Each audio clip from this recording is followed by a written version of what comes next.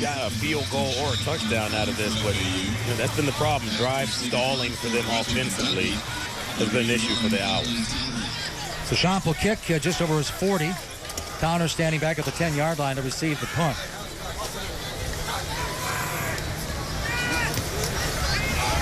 End over end, short kick. Towner calling for the fair catch at the 12-yard line. So the Hilltoppers with that 7-0 lead, and as Doug said, flipped the field a little bit, so not as great field position this time for the Hilltoppers as they take over at about the 12. But we both know you could put them back at the 1, and they're still dangerous. They can score from long range, and they can score quick. So once again, unfortunately, this Owl defense has to come back out on the field and deal with this high-octane offense with a lot of grass behind them. Let's see what this series looks like. Join the American Sports Network next Saturday afternoon, 3:30, another Conference USA matchup. It's Charlotte. They travel to Hattiesburg to take on the Golden Eagles of Southern Miss. That's next week, 3:30 on ASN. Hilltoppers keep it on the ground over the 20. Trey Hendrickson making the tackle on Trigg. Marquez Trigg, a redshirt freshman out of Glasgow, Kentucky. So as Doug mentioned, keep in mind, and the studio mentioned at the top of the show, Anthony Wales, their leading running back, is suspended for a half for his part in that bench-clearing brawl against Old Dominion last week. White goes far side and overshoots Taywan Taylor at the 39-yard line. And what I like right now, you're seeing coverage there, Raekwon Williams, they're up on the receivers now. They're not allowing the cushion. You got to disrupt these guys off the line of scrimmage. Raekwon Williams, good size, 5'11", 185, junior from Jacksonville, Florida, out of First Coast High School, gets up, get some hands on them, disrupt them in the route so you get the timing off. Good job there. Brings up third down. Another big third down, 3rd and 7 for White and company. White, far side in the flat. It's complete over the 30-yard line. It's good for the first down. That's Lucky Jackson again with his second catch, the redshirt freshman out of Lexington, Kentucky. And if you've watched Hilltopper football over the years, swap out the name on the back of the jersey and the number. That's what their receivers can do. You see him get a catch in space where he should have been tackled short of the first down marker. They make someone miss, get upfield, and they move the chains. Maybe not prototypical size you see out of all their receivers, but they get it done. And if you don't get them down, they can make you pay. Play action. Norris at the 38, and good open field tackle. That's Shelton Lewis, the sophomore out of Orlando, Florida, coming up to make the stop. Yeah, another great open field tackle. Those tackles aren't easy when these, I call them jitterbug type players. I'm telling you, hey, Mike Gleason, this is hard work right here, my man. That's not an easy task to bring down a player of Norris's quickness in space by yourself, because if he gets by you, there's nothing behind you but grass. I love playing the game of football when I was a kid, but the way they have to tackle in open space right now, I'm not sure if I could keep up with some of these wide receivers. Not too much running room again, as a defensive front, as we talked about at the top of the show. Haven't seen a lot of pressure that we talked about, but they've been stiff against the run. There's big number 90, Shalom Agbanda, out of Sugar Land, Texas.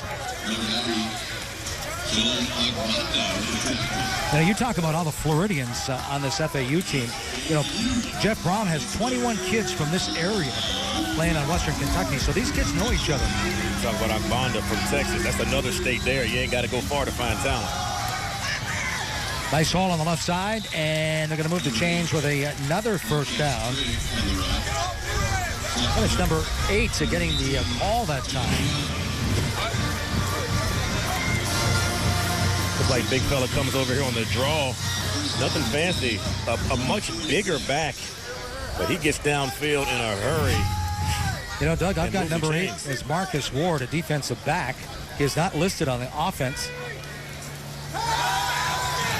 Good pressure that time, but wide open at the 35. Lucky Jackson is going to take it to the house for the touchdown. Well, Doug, they finally got pressure, but they read it right. And that's what can happen when you bring pressure and you don't get to it. You dial it up against an offense like Western Kentucky, and your guys that are coming don't get to the quarterback. That can happen, because when you bring bodies, you lose somebody on the back end if you bring a dog or a blitz.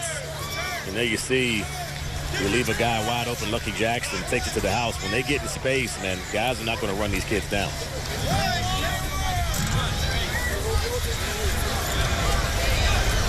So 76-yard score, now a 54-yard score. Simcox is on for the extra point, which is good. So he's 32 for 32 on the year. Lucky Jackson wide open on this one. Yeah, wide open. They bring pressure off the edge, and it's a tough task when you bring pressure and don't get there and leave these guys on an island with no help on the back end to cover man-to-man. Look at the way White moves in the pockets, feels the pressure, doesn't get jittery. Helmet stays downfield. If the helmet's facing downfield, that means the eyes are as well. Takes the shot, but delivers a touchdown. Quarterbacks take that every day. You say, you know what? I did get hit, but the end result was 6 points. They'll take that every day. So Western Kentucky, who led the conference in scoring last year, they're third this season at 40 points a game. With a couple of touchdowns here in the first quarter, it's 14-0. And the Owls of FAU on homecoming day in a hole trying to climb up. Gareth White and Devin Singletary, the deep backs again for FAU. As we take a look at the sidelines. Rock Bellantoni, the defensive coordinator for FAU, trying to get things straightened up. And the ball falls off the tee. A little bit of that wind there, Mike. Well, I'll tell you, this morning it was really windy. I'm looking down at some of these palm trees right now. It's still pretty windy. If I'm a quarterback, I don't care at what level. I could be an NFL quarterback. When I see wind like that, you know it's going to play havoc with you. Quarterbacks and kickers. They see those flags moving, their heart starts beating a little quicker when they come out in the field. Look at those palm trees there. Flags are standing straight out here just below the press box. Granello. Gotta bring the holder out. Somebody's got to hold it now. And that's exactly what Martavius Mims is going to do, number 27. As soon as it fell off the tee, he slowly started walking over, which he probably hates to do. There you go. There's the wind. Wow. It's a stiff one here in Boca Raton.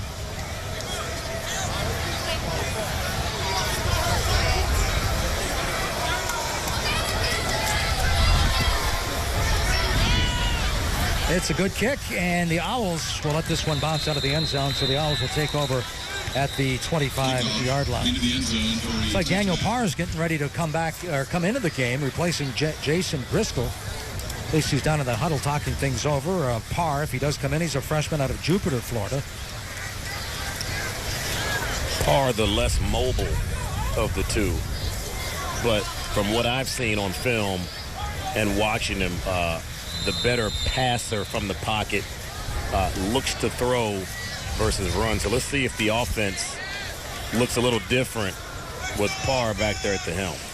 Yeah, Charlie Partridge said he doesn't have the experience of Driscoll, but he probably throws a better ball, as you mentioned. But on the season, not a lot of opportunities, so 8 of 18, just 44%. No touchdowns and no INTs. So the freshman opens from the shotgun, trying to jumpstart this offense a little bit. Dumps over the pass and a good open field tackle that time by Jawan Gardner, the redshirt junior of Louisville, Kentucky. Caleb Woods on the receiving end. You know, you kill two birds with one stone there for your car. You know, they let you get a nice little safe throw, a little naked bootleg out. You get your first little action, you get hit. So now the jitters are out. You've taken a shot, and you've completed a pass and picked up 1 yard, but at least you got the jitters out of them there. That's a good point you bring up. I want to talk more about Mike White when they have the football. Another short pass, and this one's complete to Tyler Cameron, graduate student and one-time quarterback himself. A little extracurricular activity. Gardner wants to let the ref know. I love when the players put their hands up. Like that's going to make the ref not throw the flag on you. Well, speaking of extracurricular, I think they had enough of that against Old Dominion last week. Oh, yeah. It'll turn into a WWE match out there. So Daniel Parr, the rookie, facing a 3rd and 6 on his first possession. Fires over the middle, has his man, and a great defensive effort as a diving stab that time by Laverick Johnson. The intended receiver was Nate Terry. Just like that, a quick 3 and out. But great job there by Johnson on the crossing route, trailing his receiver And that's the thing. They tell you when you're on those receivers crossing, don't get too excited to jump in front of him because he can stop. If he stops, he feels you get in front of him, he can get open. Kind of stay on that hip and use that athletic ability to lay out there. He used all of that 6'1" frame to stretch out and knock that one down. Excellent defensive play by Johnson. Jump at the 18. Donner calls for the fair catch, gets it at the 25-yard line, and that's going to be the final play of the first quarter. So we played 15 minutes. Your thoughts on the first 15? You know, honestly, Western Kentucky's defense has played well. They've got a tough task FAU's defense has played tough. They got a tough task to stop this Western Kentucky offense, but only gave up 2 touchdowns so far. 1 touchdown goes 76, 1 goes 54. 14-0 here in Boca Raton. Mike Gleason along with Doug Chapman as we take a look at the offense. Jeff Brom talking things over. You see number 76 there. That's Forrest Lamp. And Charlie Partridge, the head coach of FAU, said we've been decimated up front, and they probably have the most dominant offensive line in Conference USA. Yeah, Lamp's a guy who a lot of NFL scouts have come to look at. Big fella, durable guy, just a tough road grader, can kick well and pass, can deal with aggressive edge rushers. You haven't heard Henderson's name called much this afternoon, maybe because the Lamp's in front of him. There's a little pitch trying to get to the outside. A great open field tackle on the edge by Shelton Lewis. That was Quentin Baker, the ball carrier. And it's going to be a loss on the play for Western Kentucky. You know, earlier you talked about toughness and getting hit a little bit at quarterback. We were talking about Daniel Parr, of course. But Mike White's got beat up pretty well against Alabama. And Jeff Brom said that actually helped him, because he had to find out how tough he was out there. Yeah, sometimes it takes your quarterback taking a big shot. You know, I was in college, I played with Chad Pennington, and Chad liked to get hit early in the game. He said it made him play better, so I can definitely understand that philosophy. Norris with another catch. He came in with 49. That's his third catch already this afternoon. Taylor came in with 64 catches. He's yet to catch a ball. But Taylor, Norris kind of 1-1A. You got to pick one. I mean, you can't stop both of them. And so far, Taylor, you know, like you said, has not registered a catch yet. But Norris, 3 for 93. He's almost got 100 yards in the first half. Hilltoppers out of the pistol this time. Play action. White wants to go deep. There's Taylor. He's got it. Taylor inside the 15. Taylor takes it to the house. Another touchdown. Taewon Taylor. That's going to be number 33 in his career. This one goes 65 yards. 65-yard touchdown. And just like that, he must have heard us up there. Somebody must have said, hey, man, they said you ain't got a catch yet. He said, well, watch this. Safety gets stuck in the middle of the field, gets his back turned. And that's just a great job there. First by Mike White, keeping the safety inside with his eyes and his shoulders. And at the last minute, seeing Taylor streaking down the side and able to get him for the touchdown. And right that, 20-0. And Taylor goes over 1,000 for the second straight year. They've only had 3 1,000-yard receivers at Western Kentucky. He's got 2 of the 3. One catch, 65 yards. He's averaging 65 yards right now. Okay, that's not a bad average. I'll take that. Simcox is now 3 for 3 and 33 of 33 here in 2016. So a 13:51 to go. It's 21-zip. And they're still coaching him up. See that right there? I love seeing a coach right there. After a great play, still coach a guy. Excellent ball by White.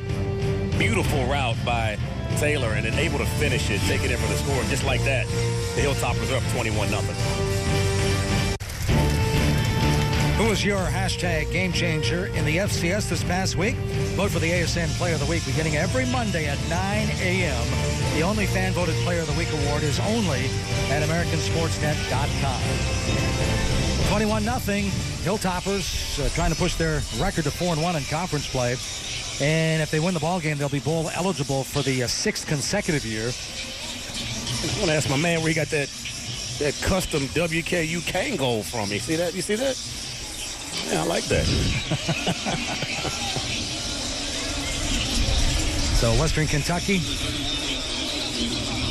with a victory, they'll go to 6-3, 4-1. Now they're at home against FIU. FIU, of course, as we mentioned at the top of the broadcast, is 3-1, but they'll take on a good Middle Tennessee State game. Kierith White and Devin Singleton. Singleton on the near side. Ranello's kick, it goes to White, and it goes to the back of the end zone. And once again, FAU will start from the 25-yard line, 75 yards away from their first score. Been some very wind-aided kicks here, and we're looking at Mike White again on the Taylor touchdown. And I tell you, when you have a quarterback, and I call this, that can manipulate the DBs with his eyes and shoulders, and what that means is when a safety's back there covering, and you got help over the top, you got a corner underneath, the safety's job is to kind of watch that quarterback. And if you're a good quarterback like White, you can use those eyes to keep that safety sitting in the middle of the field, knowing you want to go outside at the last minute, let that ball go. You put him in a tough situation, and that ended up being 6 points for the Hilltoppers. Pyre fires. And on the far side, it's incomplete. Kind of receiver Henry Buskey again, the junior out of Opelika, Florida. So Jason Driscoll gets the start. The freshman Daniel Parr relieved him after 2 series.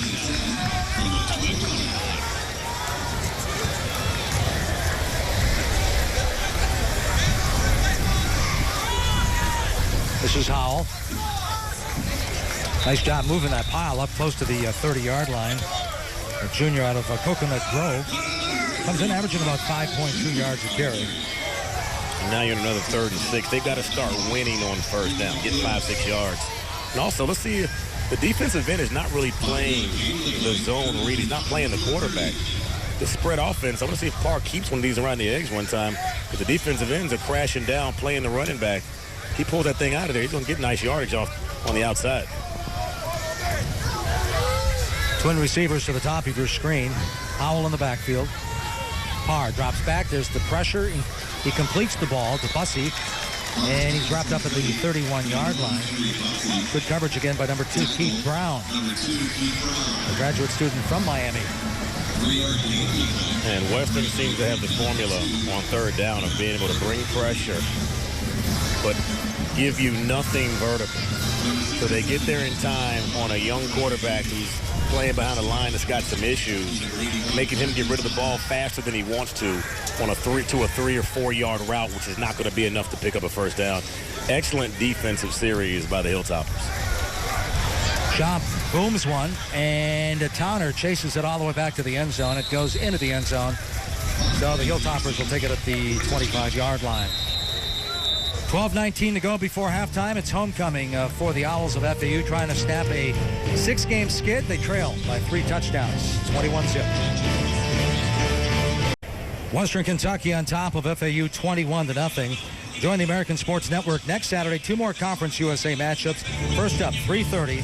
49ers of Charlotte head to Hattiesburg to take on the Golden Eagles of Southern Miss.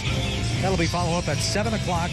Doug's alumni, Thundering Herd of Marshall, taking on the Monarchs of Old Dominion. Sorry about that. I was trying to add something in about Doug Chapman there, but I appreciate you, my man. Marshall and Old Dominion. Old Dominion trying to bounce back after losing to Western Kentucky last week. They're down at UTEP tonight. The Herd has a tough one tonight as well down in Hattiesburg, facing Jay Hobson's Southern Miss Eagle squad. Pitch back. Flea flicker, White.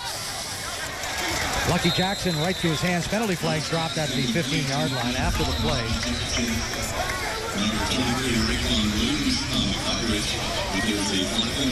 Great coverage by Western Kentucky. I'm sorry, FAU. Let's see what the flag is in the backfield, though, of Western Kentucky.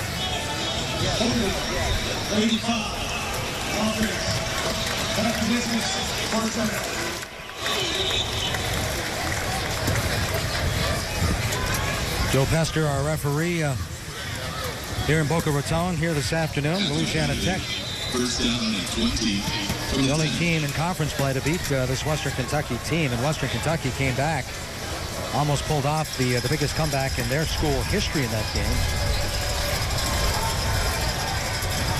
It pushes them back now. It's a 1st and 20. And this one almost picked off. It would have been a pick 6. DJ Justy, senior out of Port St. Lucie. Well, he's going to be thinking about that later tonight. Absolutely. And while the offense has struggled for the Owls, the defense has come up and made some plays. Excellent break on the ball by Justy. What you do is you want to get in the flats, and your job is to play underneath and take away the vision, the line of sight of the quarterback to get that out route. Sometimes you get lucky and that ball comes to you. Hilltoppers lucky that was not picked off. 2nd and 20. Whistles blow this dead before it got going. Another penalty flag dropped, and again it's going against Western Kentucky. Full start. 13 on the offense. It's a 5-yard penalty. This time it goes against Nicholas Norris. They're going to break. I think I said they'll start at the 25-yard line. I got ahead of myself, of course. Goes in the end zone on a kickoff. It's the 25. A punt, it's the 20-yard line. So I stand corrected. I apologize. And after a couple of penalties, now they're inside the 5-yard line. It's 2nd and 25 for Western Kentucky. Mentioned one of 7 quarterbacks, 4+ 340-yard games. 4 of the 7 quarterbacks hail from Conference USA. Not too much running room there. There's Hendrickson in on the stop along with Ogbonda. Baker, the ball carrier, and it'll be 3rd and 25 as they got back to the line of scrimmage and nothing more. Right now, not many plays in the playbook for 3rd and 23. I'm going to be honest with you. Western Kentucky 4 of 5 this afternoon on 3rd down conversions. And FAU knows what's coming. They got to air it out. Air it out, give your punter some space to try to get a good kickoff, but 3rd and long. Little draw play. And Al-Shaair makes sure that Baker goes no further. See, that's why I'm not a coach, you know. I was going to throw that there. They run a little draw. I guess give you enough space so your punter's not punting from his own paint. But another great play by the Owls coming up, making the tackle. They've got some juice on that side of the ball right now. Let's see if your offense can get it back and get some of that momentum on their side and get some points before half.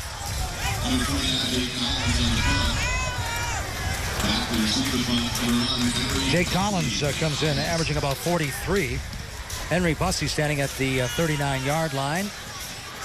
And this one takes a Western Kentucky bounce all the way inside the 30. And it's going to be down at about the 28-yard line.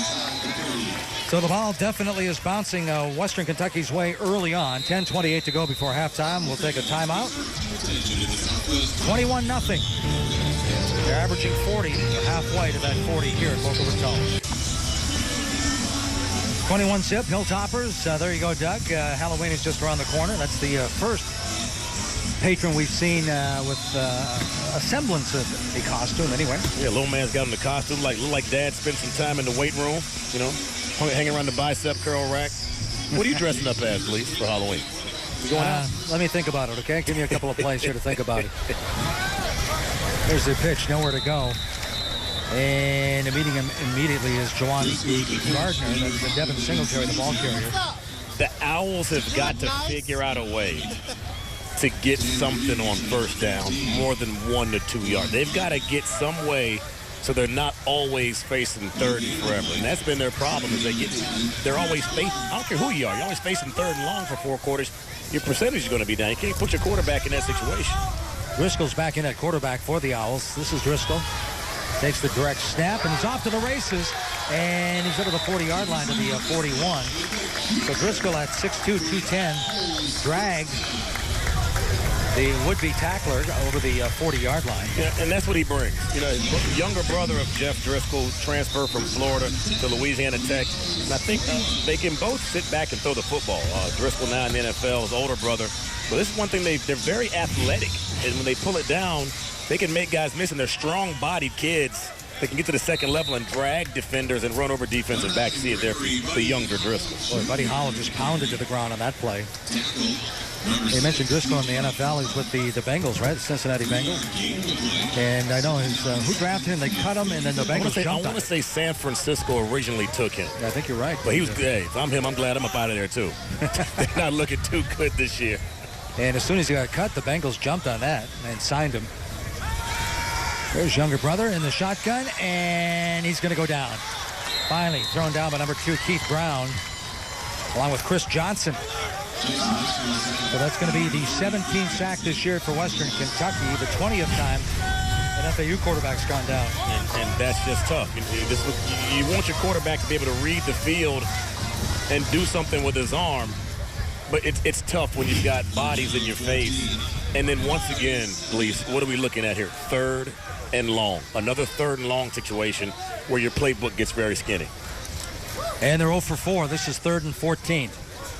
Driscoll steps up, fires, has his man over the 45-yard line. And it's complete. Is it Caleb Woods? Came in with 41 catches, 43 now, averaging almost 15 yards a catch this year. And honestly, that's an 11-yard play. That's a great play, but not on 3rd and 14. Now you're off the field, you got to punt again. You get in 3rd and long, you get a nice chunk play, 11-yard play. It's still not good enough to convert. And you're giving the ball right back to them and putting your defense right back out on the field. Schomp had a 67-yard kick his last punt. This one's a beauty. Kylan Towner back at the 5. It hits at the 3, and it's going to be down at the 2-yard line. So Schomp, we mentioned he had 48 last year. That led the country in yards per punt. He's down to 40 this year. He had a 67-yarder, and that one is down at the 2-yard line. So back-to-back good punts by Schomp. And Western Kentucky is going to be backed up deep in their own territory. Let's see if they bring some pressure here.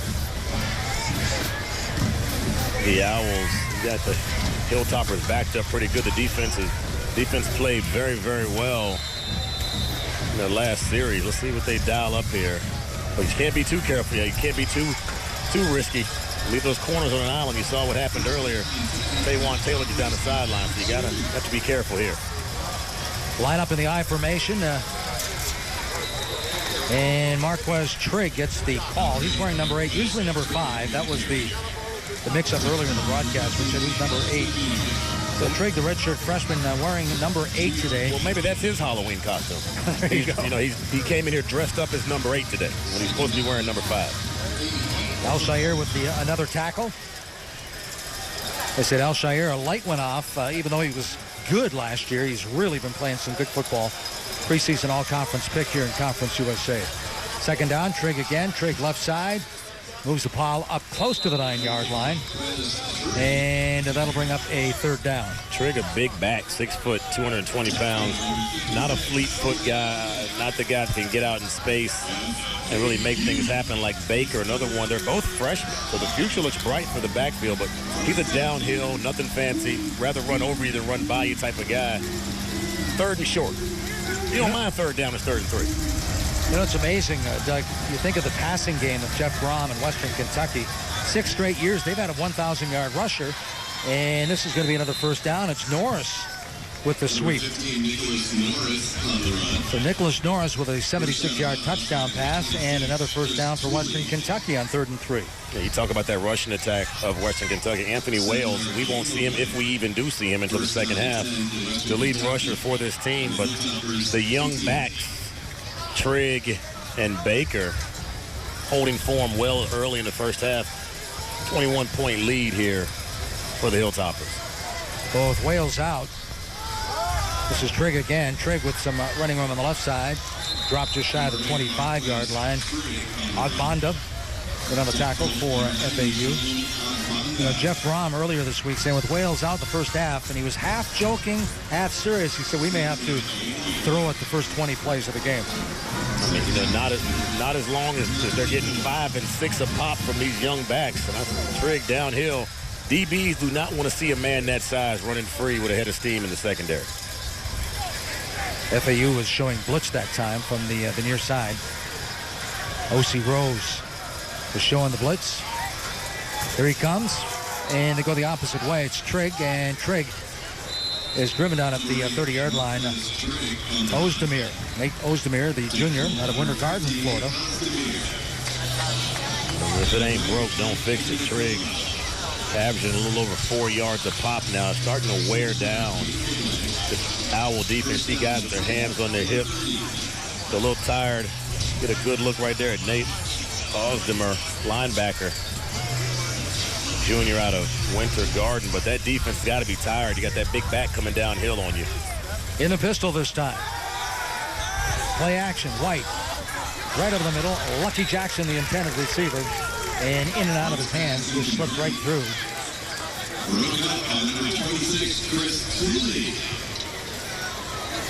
So in coverage that time is Chris Tooley, another freshman from Orlando. Just got to continue. Don't lose the guy feet. Once again, the defense of the Owls. Good coverage on the back end of these intermediate routes.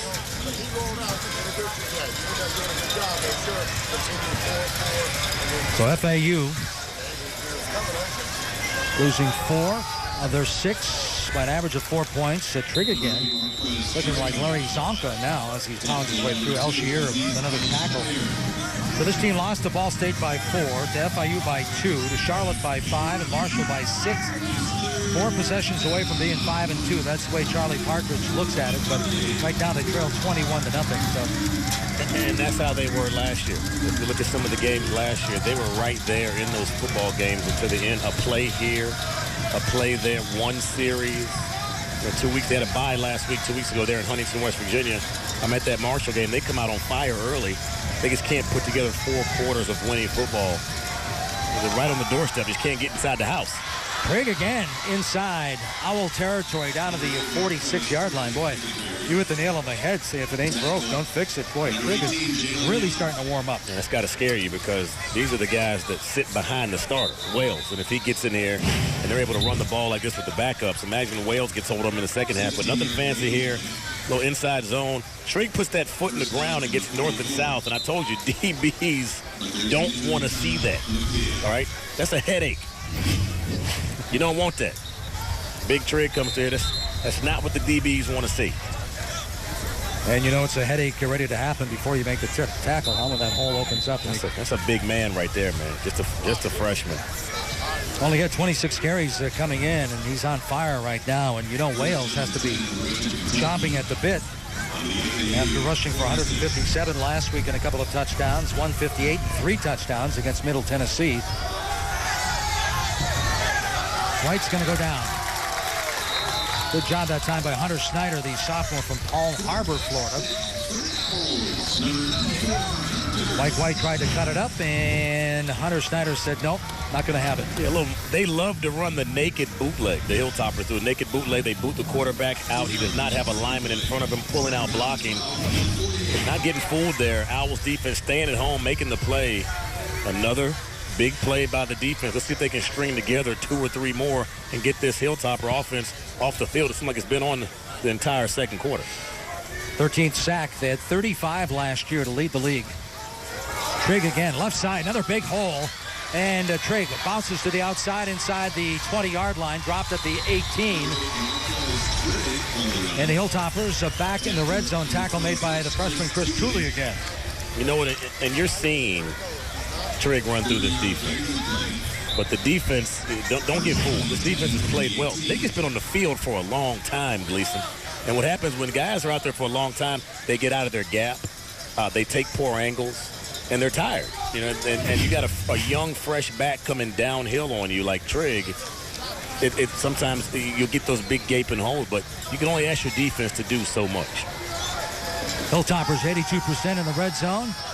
White goes back the other way, far side. It's caught. Incomplete. Yeah, I think he stepped out of bounds. That was Quentin Baker sneaking out of the backfield, a true freshman out of Ashland, Kentucky.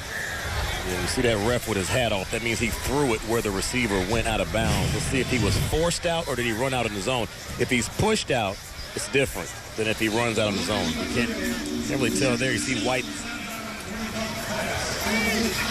throw it back here, but yeah, he's well out of bounds. Nonetheless, a good effort to pull in the football.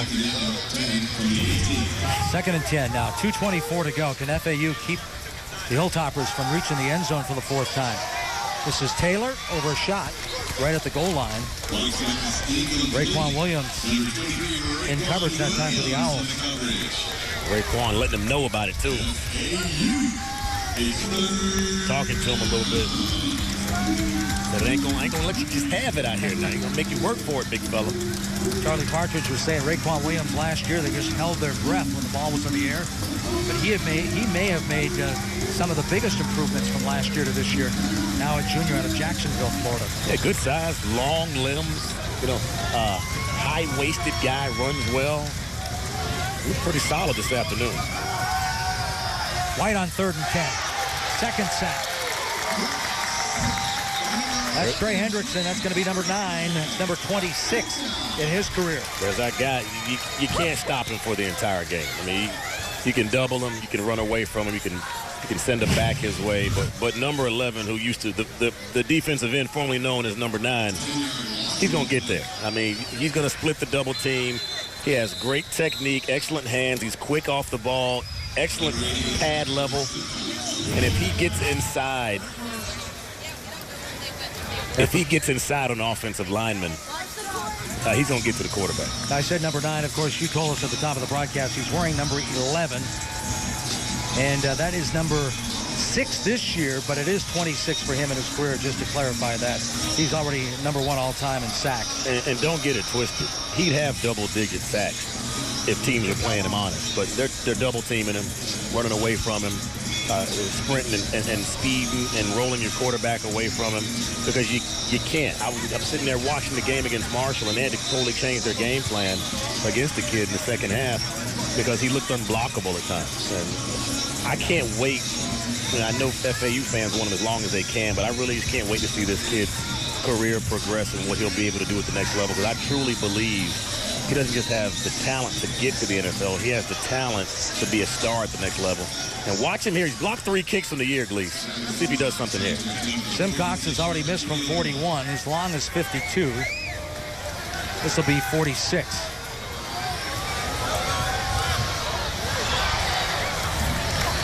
And he just made it. Just crossed the crossbar. So Simcox, that's his 8th field goal this year. So he's missed from 41, he hits from 46, and now it's 24-0 with $1:42 to go before halftime.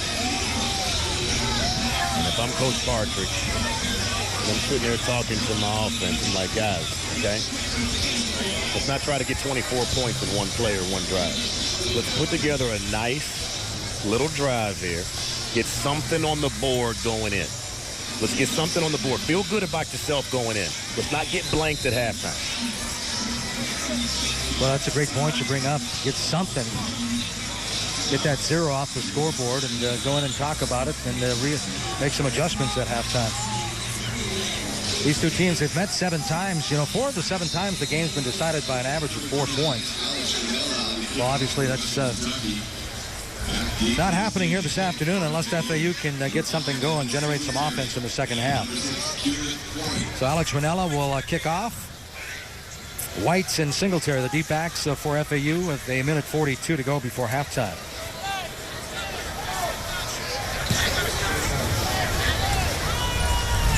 And this time it's going to be Whites. The last 3 he's watched to go out of the end zone. They took it over at the 25, and this time he's going to be stopped shy of the 20. He's gang tackled. And forward progress should put that at about the 20, maybe the 21-yard line for FAU. And hopefully in the second half, the special teams of the Owls can give them a little more on the kickoff return. Try to get a little bit of a shorter field for their offense to work with, because it's been quite the task offensively, putting together, not just putting together a drive, but getting chunk plays to be able to move the football. Old Dominion led Conference USA in rushing a week ago and going into the game, and Western Kentucky led the Monarchs, or held them to 67 yards rushing. There's Bussey over the 25. Picks up 5 on the play, or maybe 4. Not going to burn a timeout yet. Ben Holtz, the younger son of the defensive coordinator, Nick Holtz, making the defensive stop that time for Western Kentucky. His older brother, Nick, played linebacker for his dad here at Western Kentucky before graduating. This one fired and almost picked off. Towner coming up, or Weston, Brandon Leston, 5th-year senior, almost had the pick. Well, against Marshall 2 years ago, number 31 there had 3 picks in one game against your alma mater.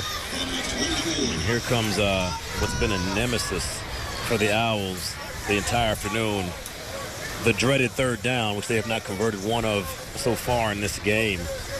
And again, it's third and more than 6. So let's see what they can bring here. 0 for 5. Trips the top of your screen. Driscoll fires. Has his man shy of the first down at the 29-yard line. Had to get to the 31. Penalty flag was dropped back at the 15. I think that's going to be against the Hilltoppers. You can see that wind blowing around on our referee's shirt. That's Joe Pester, our official. Personal foul. Roughing the passer. 9 for defense. Pass in the face. The 15-yard penalty. Omarius Bryant guilty of the infraction. Bryant and Johnson came in each with 3 sacks on the year. Johnson already has a sack here this afternoon. They both had 2 in the game against Miami of Ohio. This one should have been caught at about the 46. Tavares Pico Harrison had it and dropped it. Just took his eyes off the football. Well, he may have hurt himself there. By taking his eyes off the football, I think. Looked like it jammed his fingers. Second down, 10. Can't blame that one on the quarterback now. Hit him in his hands, but that's the offensive inconsistency. Just not able to, nothing really works well. Far side, and it's incomplete. Intended receiver, the running back, Buddy Howell, coming out of the backfield. It would have been his 5th catch this year. They try the wheel route with Buddy Howell. Talented runner, and not used as much in the passing attack, but Western in-man coverage there. Excellent job by the defender, playing the man, not the ball, breaking that one up. 44 seconds to go. ASN halftime report just standing by. This one's almost picked. Diving effort by number 2. That's Keith Brown. He's led the team and tackled 6 straight games. He almost had a big INT right there. But regardless, FAU will have to punt it away with 40 seconds to go, so Western Kentucky will get the football back anyway. And that's an eternity for the Hilltopper offense.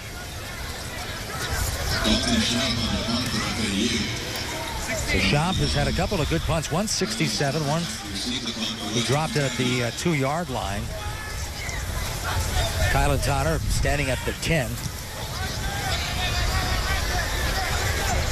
Tonner takes it, drops it, and jumps out. Well, FAU has the football. Boy, what a big break. Wow. 29 seconds to go. They're coming up with the football. Jake Stoshak, one-time wide receiver, and the younger brother of Jensen Stoshak. Stoshak's been sending some quality players to Boca Raton for a few years now. And this is just being on the spot, man. Hey, you want your special teams guys to get down there.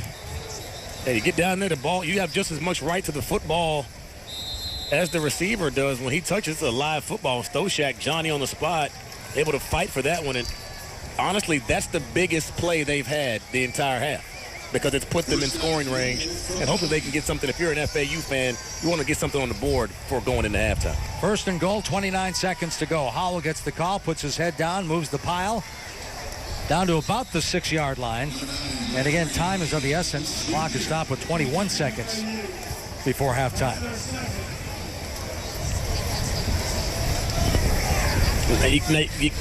You may have to take a shot here. First possession, a 76-yard touchdown pass by Mike White to Nicholas Norris. That's how they got on the board on a 3rd and 11. That was the first score of the afternoon for Western Kentucky. The second one went 54 yards to Lucky Jackson, wide open on the near side. Then White again. This time Taylor goes 65 yards with his 65th catch in 2016, and that's the scoring so far. They added a field goal for the 24-0 lead, but the question is, can FAU get into the end zone now in the next 21 seconds? Yeah, Mike White sitting at 9 of 16 for 260 and 3 touchdowns, no interceptions in 2 quarters of football. Secondary really being assaulted for the Owls by the Hilltopper passing attack. So here offensively, you got to take a shot at the end zone at some point. After the 3-yard gain, it's 2nd down and goal from the 6. Out of the shotgun, Howell in the backfield, stacked. 3 receivers stacked at the top of your screen. That's where Driscoll wants to go. And it's knocked away. At the last second, it looked like Highland Towner. The 10th receiver was Nate Terry. No, again, it was number 31, Brandon Leston. I apologize. That 31 looks like an 8. I keep surprising myself, wondering what Towner is doing back in the secondary, but that is Leston. Yeah, Leston, a lot of defenses would be a will backer. We got him as a defensive back, very physical against the run, but like I said, runs well in space. And in man coverage, they're able to get up, get a hand, and break that one up. 6'3", 205. The senior, he's seen a lot of football in his days in Hilltopper uniform. Well, Doug, another 3rd down for the Owls. 3rd and goal. And this one's going in for the touchdown. No, they dropped it. Oh, tough break. Henry Bussey had it, and he dropped it as he went into the end zone.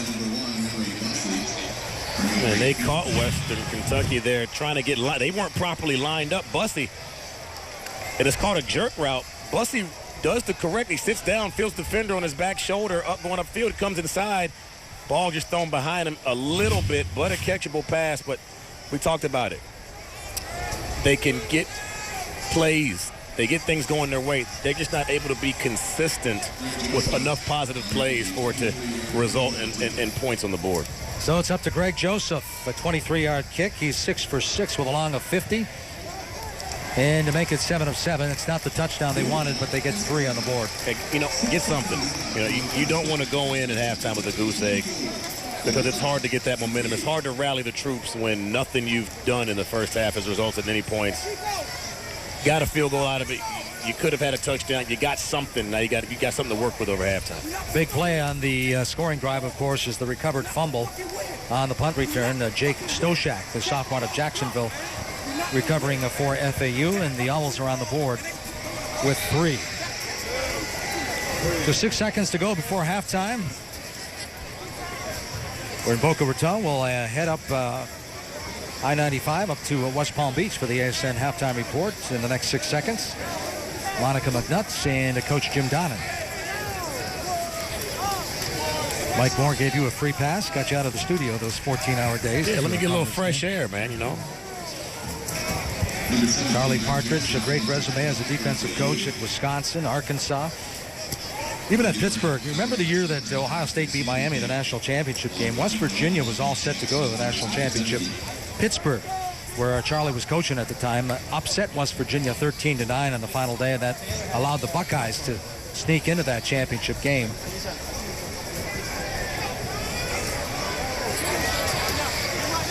Donner's up to the 25, and just 1 second to go, so coming out, this will be the final play. We're going to throw it right to Matt Lincoln, not Monica. Matt Lincoln and Jim Donnan. So before we toss it, your thoughts on the first half? Offensive struggles for the Owls. No consistency. Have to get better on first down. Can't leave your defense out there like that. And they've got to get something. If it's special teams, it's got to give them a shorter field to work with. Or the defense has got to find a way to create some turnovers. But if you get some pressure defensively on Mike White in the second half, because if not, they'll just sit back and pick you apart and get out of this thing with a 40-something victory. You mentioned White with 260. He's averaging 310 a game. 3 touchdowns for White and a field goal. 24-3. Homecoming, and Western Kentucky with the victory. They'll go to become bowl eligible for the 6th straight year, but there's still 30 minutes to go here from Boca Raton. 24-zip, Hilltoppers on top. Let's check in with Matt Lincoln and Jim Donnan in the ASN studios. Total domination in the first half in Boca Raton. Western Kentucky outgains FAU 360-84.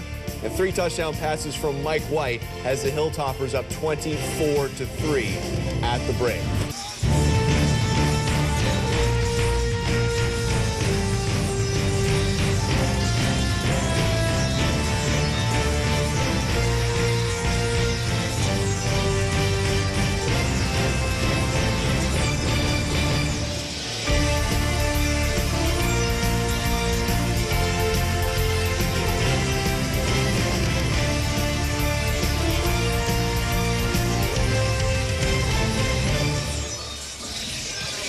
Good shot of Boca Raton, Florida. A cloudy and windy day, and 3 long touchdown passes by Mike White. The difference in the ball game, 24-3. That's our score. Mike Gleason along with Doug Chapman, the former Minnesota Vikings, San Diego Charger running back. Well, what about adjustments at halftime, Doug? Who has to make? Well, obviously, FAU needs to make the biggest adjustment. What do they have to do? Yeah, if you're FAU, you can't come out here and try to think I got to get a touchdown every drive. You got to think per play. First down, you got to win. I mean, get 4+ yards on first down so you don't end up in these 3rd and a mile situations. You know, let your defense, don't keep your defense out on the field and put so much pressure on them. If you're Western Kentucky, slow the game down. Run the ball. They've been able to move the ball to the tune of, it looks like, they've got 360 total yards of offense in this game. Marquez Trigg almost has 100. The break. Wales comes back in for the second half. We'll probably see him run the ball. But slow it down and just continue to do what you've done in the first half. That was my next question. Wales sat out because of a suspension for his participation in that melee last week against Old Dominion. You've got Trigg with 84 yards rushing. You're up 24-3. Do you give Wales the day off, or do you give him the ball? I'm going to tell you right now, if I'm Wales, I want to go out there and get some. I played running back. You see these guys out here eating. We call that eating good. You boys eating good in the first half. I want to go out here and eat some of these yards up myself. So Wales probably saw Trigg and the young fellas out here churning out some yardage. I know that young man there cannot wait to get out on the field. Probably was tough watching his team the first 2 quarters. Alex Ranella with the kick, and the second half is underway. Kiera White takes it at the 2. White over the 20, hit hard at the 21. Boy, hit the 20-yard line, got up to the 21, and he was hit by a wall by Drew Davis, number 34, senior out of Madison, Alabama. And hopefully, throughout the course of this second half, they are able to get something from their special teams to give their offense better field position, because once again, you got a lot of green to work with an offense that has not moved the ball very well. See the numbers on the 2 quarterbacks, White and Driscoll. Driscoll opens up the second half. We've also seen Daniel Parr play quarterback for FAU. We get the forward progress at the 23. Marcus Clark. Howell gets the call, and there was just absolutely nowhere to go. Got back to the line of scrimmage. And he is hit immediately by number 3, Chris Johnson, the junior out of Gulfport, Mississippi. You know, the downhill inside zone play hasn't worked well for them. Maybe you know, do they have the power play in their offense? Do they bring a guard around? Do they have the outside zone? Maybe run that real read and let the quarterback decide off the edge man on the line of scrimmage. But they got to get creative here. And they keep it on the ground up to the 25. Maybe a gain of a half a yard. Here comes that 3rd down. Marcus Clark gets the carry that time. 0 for 7 on 3rd down in the first half. The Owls were. Let's see if they can convert their first one of the game here, which would be much needed. This is 3rd and 7. 0 for 7 in the first half as far as converting. Driscoll out of the gun. Decent protection, and it's batted down to the line of scrimmage. That'll bring up a punting situation for the Owls. Keith Brown got his hands on that football, number 2, the graduate student out of Miami. And it's just been frustrating offensively for the Owls, because you get predictable. On 3rd and long, they know you're going to pass, and when you're only bringing 4 and able to get enough pressure to where getting a hand up gets you right into the quarterback's face, that's a problem. Schaupp averaged 45 in the first half with a long of 67. Towner calls for the fair catch at the 25-yard line. So Kylan Towner waves his arms, and that's where Western Kentucky will open up the second half, their first possession. 13:36 to go in the 3rd quarter. 24-3, Hilltoppers on top. Another full schedule of college football on ASN next Saturday beginning at noon. ASN brings you Penn at Princeton. That'll be followed by a Conference USA matchup. Charlotte's won 2 of the last 3. They'll take on Southern Miss at 3:30. And we'll wrap it up with the Thundering Herd of Marshall against Old Dominion at 7. All Eastern times right here on the American Sports Network. Mike White back at the controls. 260 passing in the first half. A 76-yard, a 65-yard, and a 54-yard touchdown strike. They keep it on the ground. They pick up a couple up to the 30-yard line, maybe 4 on the play, as the ball carrier Anthony Wales gets his first carry. Hayden Nagel out of Tampa makes the tackle. There he is, number 20. He's a senior, fifth-year senior out of Louisville. Comes in averaging 6.5 yards a game. Yeah, Wales saw all that ground the big fella Trey was eating up in the first half. And he's coming out here with an empty stomach. Said, I want to come out here and get some of this too. Already 11 rushing touchdowns in 2016. Here's Wales again trying to bounce to the outside. He's wrapped up right away by O.C. Rhodes, number 1, making initial contact. The Wales at 5'10", 195, coming off the 15-carry, 157 yards and a couple of touchdowns last week. His high was 4 touchdowns against Old Dominion last year. Yeah, he can get it done. I mean, they're a pass-happy offense, but this is a guy, he's not just a capable back, he's a special back and can take it the distance. So you got a guy that can give you 100 yards out of the backfield and a quarterback can throw for 3. It's dangerous. Illegal procedure called. You know, Jeff Brown was saying it's a shame. 2 years ago, they had a running back named Leon Allen, rushed for over 2,000 yards. He was a bad boy. I remember him. Last year against Louisiana Tech, had a serious knee injury. He's had 3 surgeries. And Jeff Brown said by far he was the best football player on this team. So we certainly wish him a recovery because you played on Sundays. And obviously that's his dream to play on Sundays. You'd hate to see him miss out because of an injury. This is complete, far side. And it's Norris with another catch. He was recruited by Lamar Thomas, who played at Miami. And Norris said Thomas said 2 things that really resonated with him. He said, don't ever burn a bridge, and ball security. Lamar Thomas said back in '93 in the Sugar Bowl against Alabama, he fumbled. And he told Norris, he said, I think if I would have not fumbled, my draft status would actually have been higher that year. Yeah, I mean, and you never know. I mean, and all it takes is for one team to like you. And I was a 3rd-round draft pick. All it took was the Minnesota Vikings to like me at the 88th pick. And that's how it works. If you want to play at the next level, it takes that one coach to see you do one thing. And he can say, you know, I like that guy. And they jump up there and take you. And so Coach Thomas, Lamar Thomas, hit it right on the head with that. Tom Pirro said that Thomas's fumble was 5 yards from the end zone, so it was a costly one. 11:35 to go, still 24-3. We're in the 3rd quarter in Boca Raton.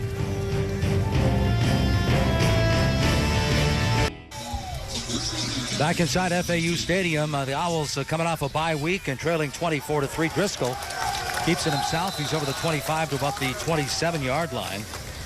He's been one of the bright spots, Doug, as far as rushing the football here today. You know, and they've got to pick him or Farr and ride him out, you know, because you want a quarterback that feels comfortable. He feels comfortable. He plays comfortable. The offensive line gets used to him in there. Nice run here. The Owls finally a nice inside run. They bring around some linemen. Get a little more meat in there. Looks like the true freshman Devin Singletary. Yeah, get in there. Change the pace back a little quicker than Buddy. Well, his nickname is Motor.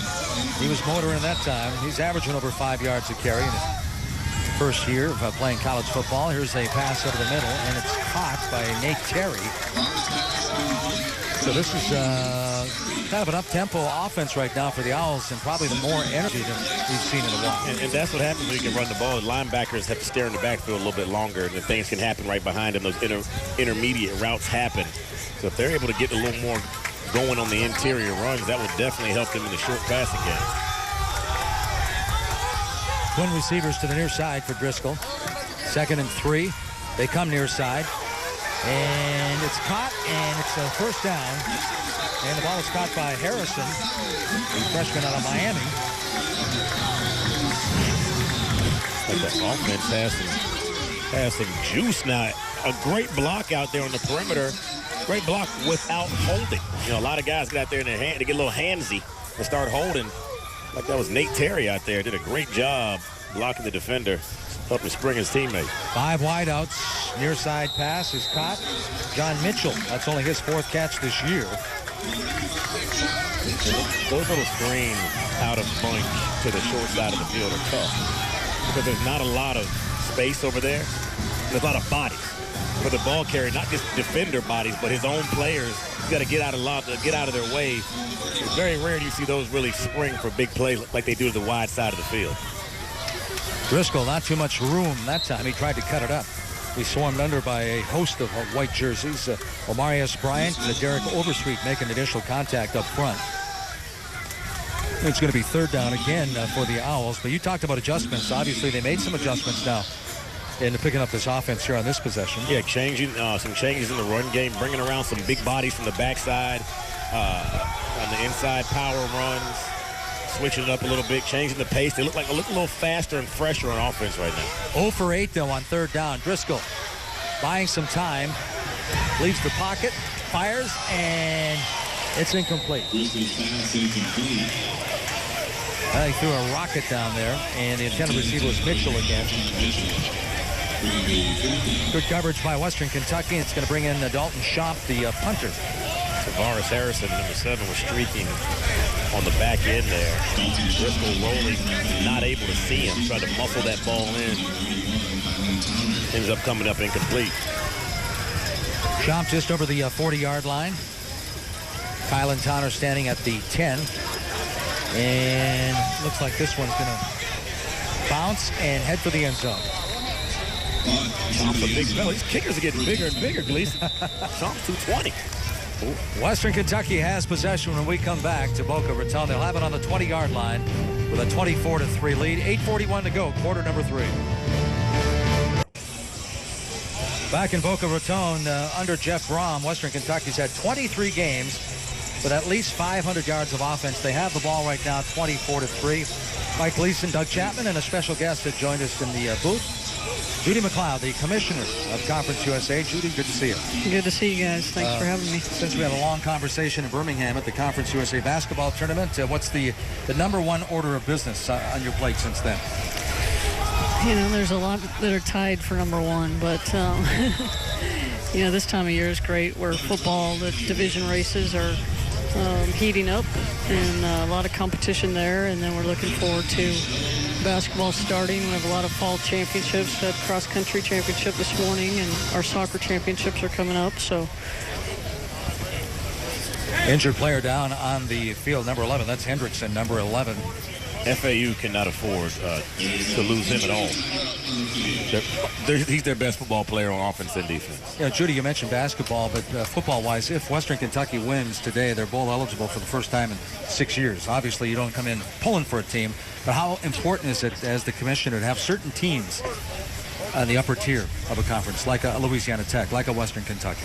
You know, we've got some really good teams, and hopefully we'll have be able to fill all of our bowl spots and possibly more. Great bowl locations for Conference USA. We have 6 ties this year and a backup in Shreveport. We have a great game here in Boca to highlight our bowls. So really looking forward to it. WKU is a fabulous team. They're fantastic. They're fun to watch. You know, I think they can play with a lot of people. All right, Judy, let's step aside just for a second and take a look at Hendrickson now. And like Doug said, boy, this would be a big loss. He's a senior. We certainly hope that he's going to be okay. I mean, last year, 13.5 sacks. That was number 1 in Conference USA, number 2 in the country. He's got a sack here this afternoon. Looks like maybe can't really see what happened. Maybe like his own player caught his leg when he was on the ground, and you know, it's tough. That's what I wanted to see. I'm glad he's able to walk this off because we talked about it.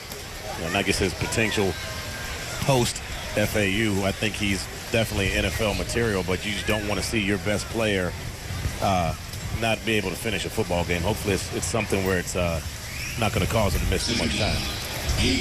Judy, you talked about Western Kentucky running the table last year in Conference USA. How about FIU surprising a few people in conference play now? Yeah, they've kind of turned a corner and are playing really well as of late. I think 3 out of their last 4. Have a big one tonight, hosting Middle Tennessee at home.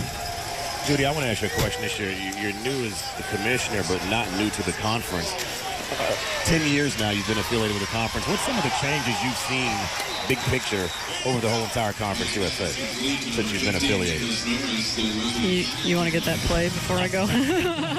Yeah, it would have to happen during the middle of a question, right?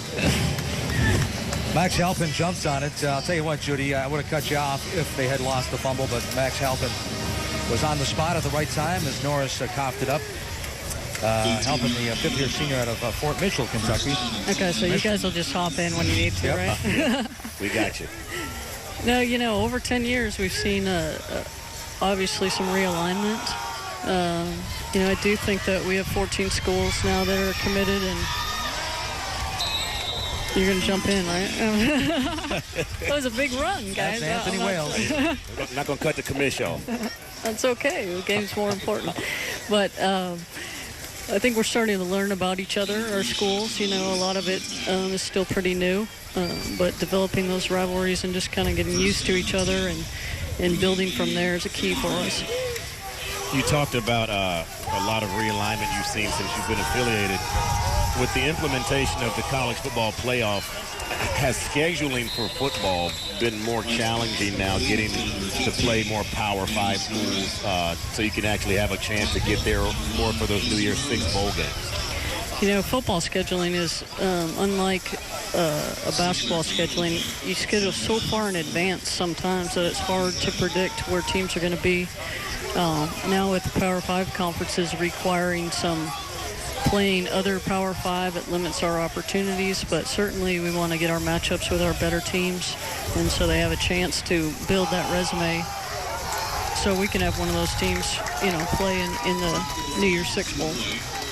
You mentioned being a commissioner of any league is not an easy task. Of course, you mentioned scheduling. You talk about budgets, and the Conference USA is so spread out. So you probably have one of the more difficult jobs as far as the commissioners in the country, I would think. Well, we're certainly not a drive league. We don't have very many trips we can take on the road. But you know, we want to use that to our advantage as well. We have very diverse schools as far as location and in mission. But we want to celebrate that and work together to try to get everybody better. But we are fairly spread out. We have the opportunity to be in more markets, which is helpful. This is Anthony Wales. I will cut you off this time, Kamish, as he dives for the pylon. Wales, of course, gets in for the touchdown. That's his 12th rushing touchdown.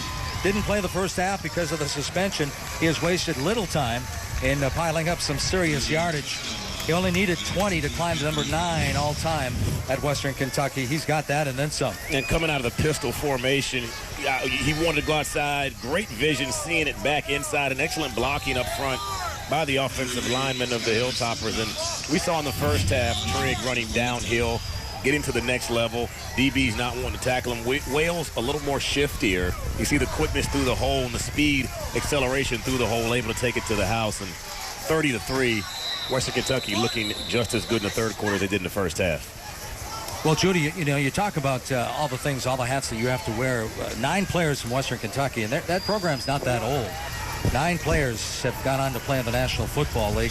How important is it for certain conferences, like Conference USA, to stand there in the offseason and say, hey, we've had 8, 9, 10 guys go to the National Football League this past year?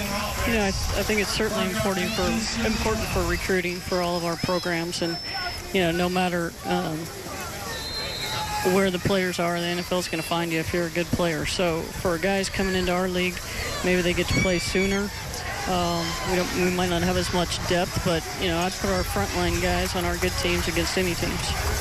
Judy, I want to ask you a question. How busy are you right now? As football season is getting into the meat of it. Basketball season is starting to kick off. You just came in from Dallas today here.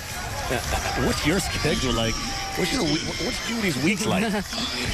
Well, I'm not sure which time zone I'm in most of the time, but, you know, we just concluded. We had our board of directors meeting Monday in Dallas, so we have the 14 presidents in, and then on the road, and then next week we have commissioners meetings up in Chicago. So you know, you kind of just feed on the adrenaline and go, and one of the great things is it's never boring, and there's always things to work on. So let me borrow some of those airline miles for the off season. We touched on this a little bit in Birmingham last March at the Conference USA basketball tournament, but taking over the commissioner's job, Doug mentioned the fact that you've been affiliated with Conference USA for some time, but what's the most challenging thing as you move upstairs, so to speak, into the big chair? That's a good question. You know, right now I think that the most challenges are really almost external. in what's going on with college athletics today, and trying to make sure that we can keep our guys on a platform where they can compete nationally and get the exposure that these universities deserve. So we have some great things going on, and just make sure that those things are known outside of our little circle. Alex Ranella ready to kick off once again for the Hilltoppers. Up 31-3 now after the touchdown by Anthony Wales. Gareth White lets it go through, and they'll start at the 25. The rain has started to come down. I think you guys were supposed to be responsible for weather, weren't you? Yeah. All right, Judy, let's take a look at some of the games coming up in Conference USA tonight. This is the only day game in conference. You mentioned FIU, Middle Tennessee. You've got so many hats to wear, yet you're on top of the schedule. I was impressed with that. You're not heading down to Miami after this one, are you? Go check out FIU, are you? I try to keep my travel a secret. So Marshall, Southern Miss, and Charlotte idle this week, and Judy, they've won 2 of their last 3 games. So they have building really, some programs. It's nice to see. Sometimes people don't understand starting a program or moving up, how difficult that is. And so it's nice to see them get some confidence and get some wins. Speaking of wins, we talked about this ad nauseum in the first half, the fact that this team, FAU, comes in 1-6. They've lost 4 games by an average of 4 points.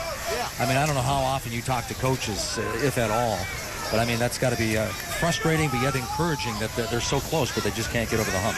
They are really close, and I think not enough people realize how tough it is to change a culture in football and to develop that winning attitude and know how to win games.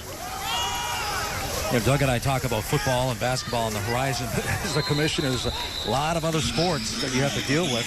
I'm sure that a lot of coaches in those other sports are pulling on your sleeve as well, huh? Hey, I would tell you that men's soccer right now is one of our better sports. We have a number of teams nationally ranked, led by Charlotte, and so that's a sport where we expect multiple bids, and I think we'll get them this year again.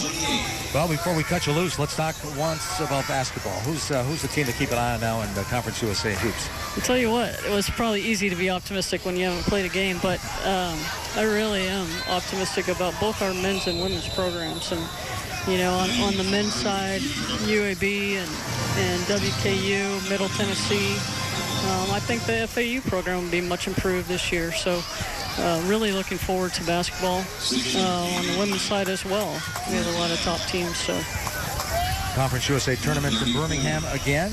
Is that end of this year? Or does it keep on in Birmingham? We're going to go out for a process here to look at the next 2 or 3 years, which we haven't decided yet, but that's coming up shortly.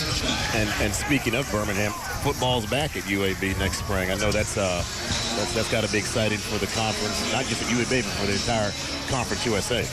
It's amazing how the city of Birmingham has come together, and I give Coach Clark a lot of credit there, getting that program going again, and it'll be interesting and fun to watch. Absolutely. I was talking to Jeff Brom this week at Western Kentucky. He said 2 of his best players last year were from UAB. So, again, would be the operative word. It's a shame that they had to miss that year at all. Yeah, it is. I think Coach Clark had it going pretty good, and they lost, their players dispersed throughout the country and are starring for a lot of other teams, or especially did last year. But I really think it has brought the city more appreciative of their program and more supportive. And so it's been an interesting one to watch. Those kind of things don't happen. So. This guy's an interesting one to watch as well. Nicholas Norris, he already has a 76-yard touchdown. A penalty flag dropped at the 27. It's coming back, unfortunately. Oh, wow. He is explosive. We mentioned against Houston Baptist, 3 touches, 3 touchdowns. He's not going to be happy that this one's coming back. There's a block in the back. Norris says he likes to talk on the field. He may be talking to the guy who is guilty of that infraction. When you play like this, you don't have to do much talking. You let your play talk right here. And in the open field, he's got that Deshaun. There's a little block in the back. That Deshaun Jackson type body, little small guy, but when he gets out in space, I tell you, he's a nightmare. Make you miss, and he's got top end speed. One of the fastest in Conference USA. You see what happens when he gets out in space. Well, he's got a 76-yard touchdown reception. That would have been 80 if it counted, but it didn't. But Judy, thanks for stopping by. We wish you all the success in the world. Appreciate it, guys. Thanks for having me. It's always good to see you. Thank you very much. Wishes. Judy McLeod, the Safe travels. Commissioner of Conference USA. spending some time in the booth, which we certainly appreciate.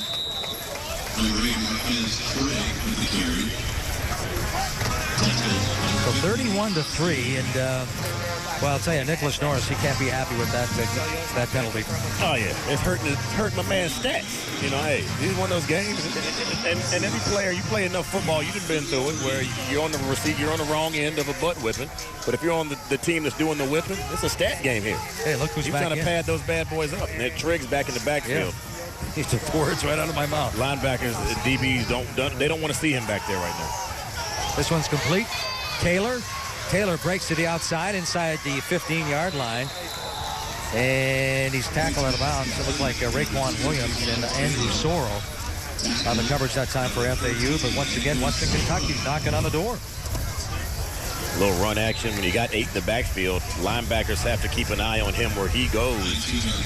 A little bit of pause allows Taylor to get lost. Not sure how you lose number 2, but you got so much talent on that Hilltopper offense.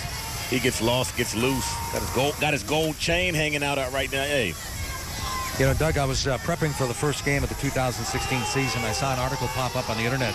The 10 most explosive receivers returning this year from last year. Norris and Taylor were both on the list, and Western Kentucky was the only team in the country with 2 on the list. Well, check this out. Coming into this matchup, out of the top 10 wide receivers in the nation, 4 of them are from Conference USA. One of them is Tywan Taylor. He's number 9. 1 and 2, Trent Taylor and Carlos Henderson at Louisiana Tech. Richie James at MTSU is 7. But that's impressive. When 40% of the top 10 ball catchers in all of America are coming out of Conference USA, that's saying something about the offense played in this league. That is impressive. They keep it on the ground, and earlier in the broadcast we mentioned White is one of 7 quarterbacks in the country with 4+ games of 340+ in a game, and 4 of those 7 hail from Conference USA as far as QBs. I know FAU fans are glad to see number 11 is back on the field. Trey Hendrickson back out there for the defense, moving around pretty well, so good thing for him that knee injury was not as bad as it possibly could have been. Wales in the backfield with White. 3rd and 7. Ball at the 11-yard line. This is Wales. Wales cuts back in. Wales in for the touchdown. So he misses the first half. Comes right back and scores his 2nd rushing touchdown, his 13th this year. If he keeps it up, he's going to end up getting himself 100 yards in one half of football. If they keep running the ball like this, he's barely warmed up. He's just... Coach, let me play the entire second half. I got to break a sweat at least before we fly back to Kentucky. Wales, you mentioned earlier in the broadcast, 739 yards. He rushed for over 1,000 last year, so he's looking for back-to-back 1,000-yard seasons. Didn't waste any time finding the end zone twice, and just like that after the PAT, with 2:21 to go in the 3rd. It's now 38-3.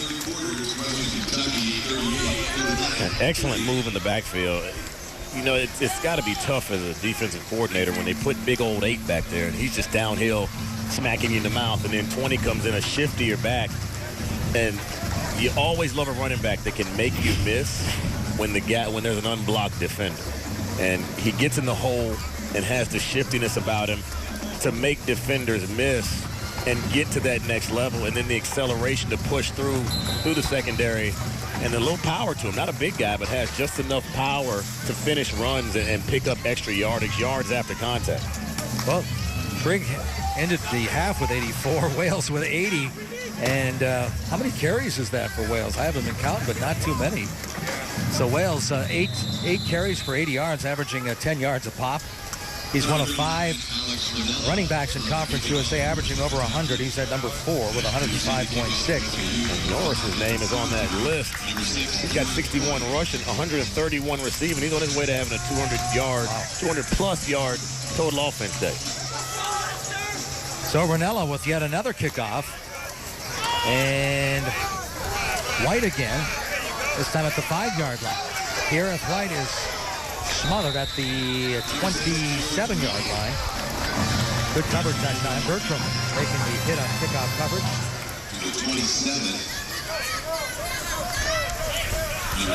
Bertram, one of the backups on that defense. Deshaun, he is a redshirt junior out of Louisville, Kentucky. Then we talked about the fact they have 21 guys from Florida, but a lot of guys from Louisville, Kentucky. Of course, that's where Jeff Brom hailed from. Jeff and Brian Brom, the offensive coordinator right now. A lot of talent in Louisville. Male High School, St. Xavier High School. They pump out a lot of very good football players who don't just stay regionally. They go all across the country. A lot of schools are recruiting heavy out of the Louisville area. Owls keep it on the ground up over the 31-yard line as Singletary gets the call again. 5'9", 200 pounds, built low to the ground and very shifty. True freshman out of Deerfield Beach. You had mentioned the last game, 111 yards against Marshall, 155 total. Buddy Howell also had 109 yards, so that was the first time they had two backs going over 100 since 2013. 5 wideouts now for Driscoll. 5 wideouts, opens up the middle, and he takes advantage of it. He's up over the 40-yard line to the 41. And it looked like he called an audible there. By formation, they run the spread. The spread offensive design is called the spread because it spreads the defense out. And what they did there, they went no backs, 5 wide. They literally spread the field, made Western Kentucky cover every part of it, and there was no guys in the box. Driscoll intelligently counts the box, sees there's nothing there, takes a snap, and picks up good yardage. Out of the pistol this time on a 1st and 10, 67 seconds to go, quarter number 3. This is Harrison again. So Harrison with a couple of catches. But you look at Keith Brown there. He's led the team in tackles 6 straight games. He's a graduate student, and he's not the only one on this team. Matter of fact, there's 2 redshirt or graduate students on the defensive side of the ball. And, of course, Tyler Ferguson, the quarterback, the backup quarterback, is a graduate student as well. A lot of experience for Jeff Brom. You know, Brom's first year as the head coach, they broke 50 records, offensive records.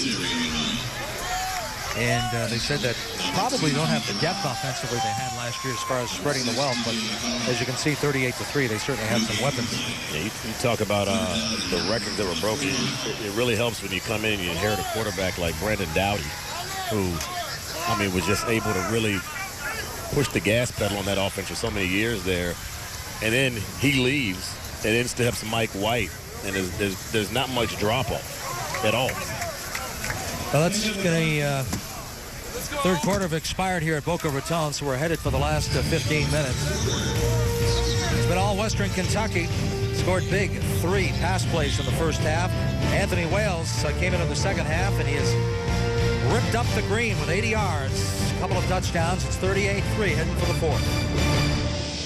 Back inside FAU Stadium, we head for the 4th quarter. It's 38-3. Other numbers through 3 quarters. Well, 24 times now under Jeff Brom. They've gone over 500 yards. But, Doug, what's more impressive now? You look at FAU. FAU's averaging 356 yards of offense. They've got a $143 against this Western Kentucky defense. What's actually impressive to me is we're talking a lot of Western Kentucky offense, but their defense has held FAU to 0 for 10 on 3rd down. Yeah, they're getting them off the field. You know, and that's how your offense is able to put up those type of numbers. Is your defense getting the opposing offense off the field, getting you the ball back, and you get decent field position, which you don't really need if you're the Hilltoppers. You can score from anywhere, but with the 0 of 10 on 3rd down, that's huge. This one's incomplete. The intended receiver that time is Harrison again. Tavares Harrison, the freshman out of Miami. Again, Western Kentucky, 8 of 12 on 3rd down, and Charlie Partridge telling us yesterday that's one of the main things of this ball game. Didn't want to give Western Kentucky extra possessions. So Shop dropped the football, and a good thing the whistle blew. Saved by the whistle.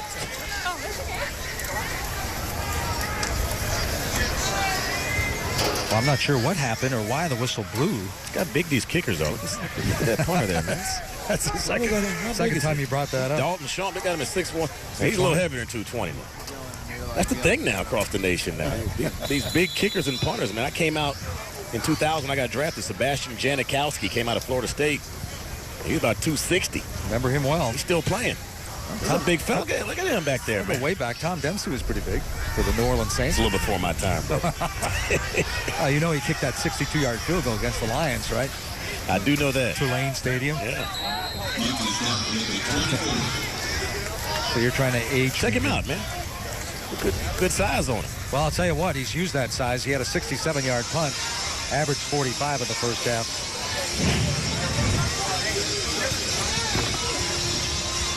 Uh-oh. Man, yeah. Wow. Left a big divot there. Got to go back and fill in that divot. Averaged 48 last year. Led the country in yards per punt. The big fella's glad he got that one off.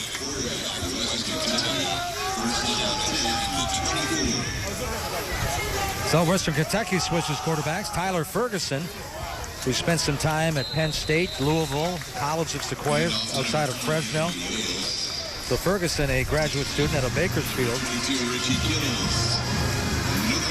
comes in at 61% and not a lot of reps. 14 of 23 for 208 yards, 1 touchdown, no picks. Another grad student. I remember him when he came out of high school. A lot of potential. He's got a lot of arm talent. Just hasn't been able to find a place where he could really sit in there and take control of the job. But you break him down athletically. Great size, has a big arm, can make every throw. Came to the right school here. Like to throw the football, but Wales here still getting it done. I told you he watched the first half, so like, hey, I'm gonna get me some yardage. He's working on 100 yards here in a little over 1 quarter of football. One more note on the punter, Dalton Schomp. I'm not sure if it's a record you want, but he's punted it for 466 yards today. That's a new school record. Yeah. That's a lot of yards, a lot of punts. A lot of that when your offense can't convert third downs. It's interesting. We talk about Brandon Doughty leaving after setting 17 records. Jeff Brown was telling us earlier on our phone conference, he said none of the 3 quarterbacks he had were really sharp in the spring, so they were a little bit concerned coming into camp. And he wanted to name a starter about a week and a half into camp. Didn't name it until maybe 10 days before the first game, but obviously, as you pointed out, Mike White has taken that baton. And now Tyler Ferguson getting a chance to get some reps. It's got to be tough to look sharp when the guy ahead of you was Brandon Doughty. I mean, because the bar was raised pretty high. So, I mean, you could come in and be pretty good. But if you're not looking like Doughty there, then I can see you having some quarterback concern. But this is a school since Coach Braum has taken over that position, QB1, has been the leader and the go-to guy and the point guard for the offense. He gets things done. It's not just a game manager. You have a special football player there. And so they expect a lot out of that position. There's number 14, Mike White. His numbers 13 of 21 for 307 and 3 touchdowns. Pushes him to 23 touchdowns on the year. Came in averaging 310 yards, and of course, not playing in the fourth quarter, so he could have had a 400-yard game. Jersey is very clean, too. The offensive line did a great job protecting him all afternoon. And as Charlie Partridge told us yesterday, he said, that offensive line might be the most dominating offensive line in Conference USA. I mean, you mentioned Forrest Lamp. The NFL scouts are looking at him. I mean, Brandon Ray has started every game in his career. Dennis Edwards, an all-freshman team just last year. And Darrell Williams, Jr., making his 33rd consecutive start. So there's a lot of camaraderie, a lot of experience. As Collins gets away a good punt. It's a low one, but it takes a Western Kentucky bounce inside the 25. It's going to be down at about the 23.5-yard line. And that's where FAU will take over possession again with 13 minutes and 12 seconds to go. But they got a hill to climb, trailing 38-3. Back in Boca Raton, 38-3, Hilltoppers trying to push their record to 4-1 in Conference USA. NCAA football action continues tonight, 7 Eastern. Marshall, Thundering Herd takes the turf for the Golden Eagles of Southern Miss. That's coming up next right here live on the American Sports Network. Owls back in control, and this one's batted down at the line of scrimmage. That's the second time we've seen that. As that defensive front breaking through, number 12, Nick Dawson-Brents out of the Charlotte, North Carolina area, another graduate student. and just getting through, and they teach those big fellas, hey, my man's got his whole, got 2 last names, that means you're pretty good. But they tell those big fellas, they say, hey, you get through there. If you can't get to the quarterback, get those big paws up, you know. 2nd and 10. Get a piece of that ball. He does a great job there. Howell keeps it. Football came out on the carpet. Who has it? Looks like the Owls recovered the fumble. And the rain has stopped, but the ball on the field is still wet. Western Kentucky saying they have it. And we talked about that rain in the third quarter. I saw some ball carriers that actually taking their gloves off. So that's what we do sometimes, because actually the glove doesn't help you. It looks like West Kentucky says the ball's theirs. Wow, it looks like Deshaun Bertram. And 54 has it. Howell gets in there, and you want 2 hands on traffic. That's just a fantastic play by the defender. Not just stopping the ball carrier, but swiping at the ball and getting it out. Not sure how Driscoll missed that one, but like you said, a slippery football maybe. But so Bertram, we see the great hit on the kickoff coverage team, and now Bertram comes up with the fumble recovery and the forced fumble. So he gets credit for both on the play, and it gives them the ball at the 27-yard line. So when it rains, it pours. Literally and figuratively. And they go back to Quentin Baker. Even Baker had a 100-yard game against Miami of Ohio in week 3. Another Owl shaking up down there.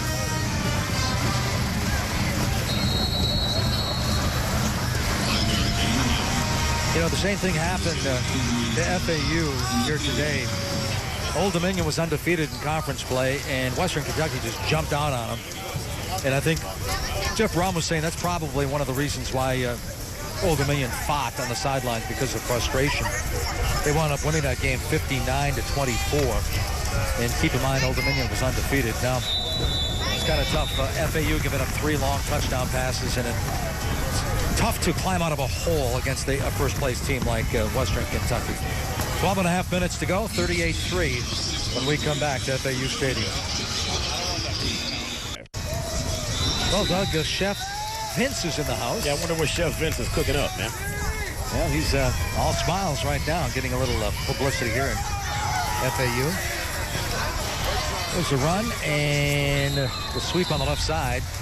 It's going to be Lucky Jackson, the ball carrier. Went out of bounds by Raekwon Williams. And I figured it out for you, Glee, what you should dress up as for Halloween. Like, you should borrow, see Owlsy, the owl, the mascot there for FAU. Yeah, I see him down there near the goal line. I could see you in that tonight. I don't know if I have the same moves. I can see you down there, though. That's a cool outfit. Here's Baker again on the pitch to the far side. Cuts it up, and he gets down to the 10-yard line with 11:55 remaining in the ball game. So Baker, a true freshman out of Ashland, Kentucky. And Marquez Trigg, a redshirt freshman. Are we going to see Trigg go over 100 yards? Baker was a highly touted recruit coming out of high school. Marshall was really hot on this kid for a while. He chose Western Kentucky. Upset a lot of fans there in Huntington, but you talk about him and Trigg. I mean, the future looks bright. So Trigg is still listed at 84 yards. Wales has 86 and a couple of touchdowns here in the second half. So I was thinking maybe we'd see Marquez Trigg go over 100 yards here, but I'm not sure if that's going to happen. I mean, injured player coming up. That's going to be Desmond Maxwell. He could check back in. You never know. With the way he's been toting the mail, averaging 8 yards per pop. 2 carries, and he's over 100. Right now, Baker remains in the backfield with Tyler Ferguson. Ferguson drops back, heavy pressure, avoids it, steps up, throws the touchdown. Nice play, stepping up in the pocket. Touchdown goes to Stevie Donatel, his first this year. We talked about the type of potential that Ferguson has, 6'4", 6'5", 230 pounds. You see him stand tall. Those tall quarterbacks, sometimes they can stand there in the pocket and don't have to move around a lot. They can see the entire field and delivers a strike, gets himself a touchdown pass. And this one, it's a feeding frenzy offensively here for the Hilltoppers. Almost 600 yards. They got 577 total yards of offense in this one with 10 minutes left. Simcox is perfect on the year. He remains perfect with 10:46 to go. Now it's at 44-3. Have a look at the touchdown track. Hey, you see Ferguson here periscoping, sees the field, steps up in the pocket, avoids the rush, steps through, delivers a strike. Excellent. 45-3. Hilltoppers rolling. Tyler Ferguson's second pass of the game goes for 6, a 9-yard strike here. And watch the offensive linemen as they get in their pass set, do a great job protecting him, but he gets a little pressure. You talk about the size of Ferguson. We did. Sees the field, Will, 6'4", 6'5", Gleese. I love these tall quarterbacks that can survey. But the mobility at 230, avoids the rush, not even touch, steps forward, looks downfield, and delivers a strike. I tell you, man, with no matter who's in at quarterback, able to get it done. And the offensive line doing a great job. You've got quarterbacks that see the field well, able to avoid the rush. Everything's working for the Hilltoppers this afternoon. White at the 6 this time. Gareth White, and he's wrapped up just shy of the 30-yard line. I think when Judy McLeod, the commissioner, joined us here in the second half, I think I inadvertently, I thought I had said a win today for Western Kentucky would be their 6th straight year of being bowl eligible. Apparently I didn't say that, so I apologize to the Western Kentucky fans. Were you attacked by the Hilltoppers online? Well, I was told that I was corrected, put it that way, but I apologize. If they win today, this will be the 6th consecutive year that they will become bowl eligible. You know what I love about social media is that, you know, Hilltoppers they've got a strong fan base now.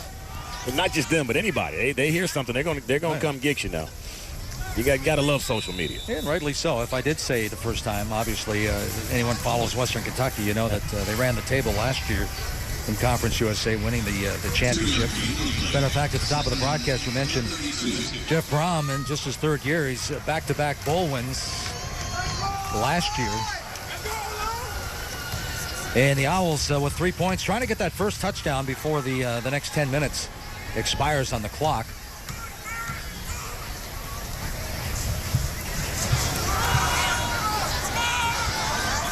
There's a little sweep by Bussey, and Bussey will move the chains, picks up the first down. It's a good play by the Owls. And they're pulling out all the stops now. The Owls are. They're trying everything, little misdirection. They went with this earlier. It was a little pitch back pass for an incompletion, but they're trying anything now offensively to put some points on the board. Inside 10 minutes, 9:39 and counting now here at FAU, 45-3. Western Kentucky sitting on top of FAU. Driscoll has shared time with Daniel Parr here this afternoon. Going to keep it on the ground. That time, Jay Warren gets the call. Running back, he's a senior. Played some last year. That's the first time we called his name today. And you talk about, people may watch this game and say, man, you guys are down by 42 points. Why are you running inside? As a coach and an offense, when you've had problems with your offensive line and you've interchanged guys, you still got to get them some work. They've got to get live game reps. And yes, they're down. Looks like they may not get out of here with a win, but you've got to get these guys a feel for not just pass setting for 3 straight downs. They got to run this ball and work these younger guys, get them some experience, because one day these are going to be the guys you rely on. So, you know, when you watch it, you wonder what the mentality is. These coaches say, hey, these big fellas are going to be here for a while. Some of these guys are sophomores. Some of these guys are freshmen, sophomores. They're going to be here. They need to know what it's like to have to come off late in the game and still try to run the football. Big guys up front. They've certainly been riddled by injuries. But Charlie Partridge saying yesterday he doesn't want to use that as an excuse because every team has injuries. But boy, this offensive line has really been nicked up. Again, this is the 8th straight game with haven't had the same offensive line up front, and that's going to take its toll, especially against a team like Western Kentucky. Good look at Antonio Woods, number 64. We just saw he's a junior. He'll be back next year. They just, you gotta get these guys some work, win or lose. Trying to find the edge, and to no avail against the Hilltopper defense. Coming up to make the initial stop that time is Asai White. As a coach, you're also seeing what kind of fight you guys got left in it, you know? You want to see what kind of team do I have here? Do I have guys that are just going to roll over? You see your offensive linemen helping the ball carrier up, and you want to see guys still fight. Win or lose, you want to see guys play with some heart. And coaches, when they grade the tape, they just don't grade on getting blocks and picking up yards and catching balls and throwing interceptions. They grade on the heart, and they can see when a guy starts to tap out in the middle of or towards the end of a game. So Coach Partridge and that staff are watching right now, coaching that up too.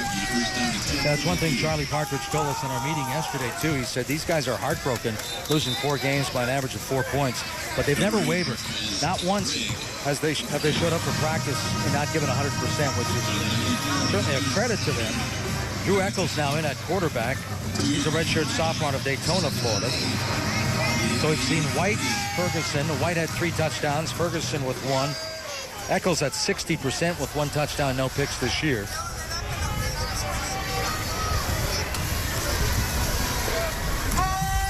It's funny, as we looked at that Ferguson touchdown pass, as he bought time and stepped up in the pocket and left the pocket, Jeff Brom was saying that's one thing that they've worked hard with Mike White.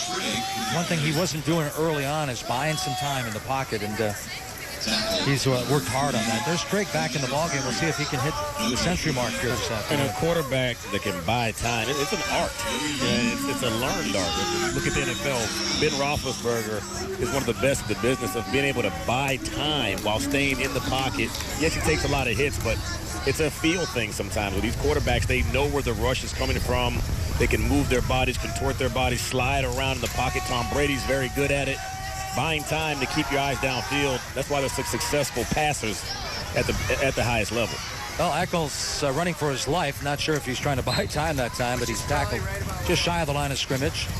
Now, that won't buy time. That was trying to avoid getting hit. Hunter Snyder making the defensive stop for FAU, along with William Davis, another freshman out of Fort Pierce. You know, Jeff Brom, the head coach of Western Kentucky, the Indians took a 2-1 lead on the Cubs. The reason I bring that up, Jeff Brom, when he was playing quarterback at Louisville during his college days, he played 2 years of pro baseball in the Indian organization. And he said most of the time he was a leadoff, and they had Manny Ramirez in that lineup, Jim Thome in the lineup. Wow. He said sometimes he's not sure if he should have stayed with baseball. Less contact in that sport. But as you pointed out, he ended up having a pretty good career in the National Football League as a backup quarterback. 45-3, 5:53 to go before they close this one up. Work. Well, it's been a successful homecoming for 21 Hilltoppers who hail from the state of Florida. As a matter of fact, Jeff Brom coached here at FAU with Howard Schnellenberger, along with Dale Williams was the offensive line coach here from 2005 to 2011. Owls back at the controls now, still trying to get that first touchdown. And a flush from the pocket. Get over the 10. Driscoll's back in the lineup there. Gets over the 10-yard line, dropped at about the 12. Like that was Calvin Robinson that ran him down. Nice hustle by the big fella coming from the backside. And there's just nothing downfield for Driscoll. Receivers can't get off coverage, and he doesn't have enough time to really set himself up for anything because the offensive line, as we've talked about ad nauseum, has been struggling this evening. Out of the pistol, 3 wideouts for the Owls on a 2nd and 9. Going to keep it on the ground, and nice run by the freshman again, Devin Singletary.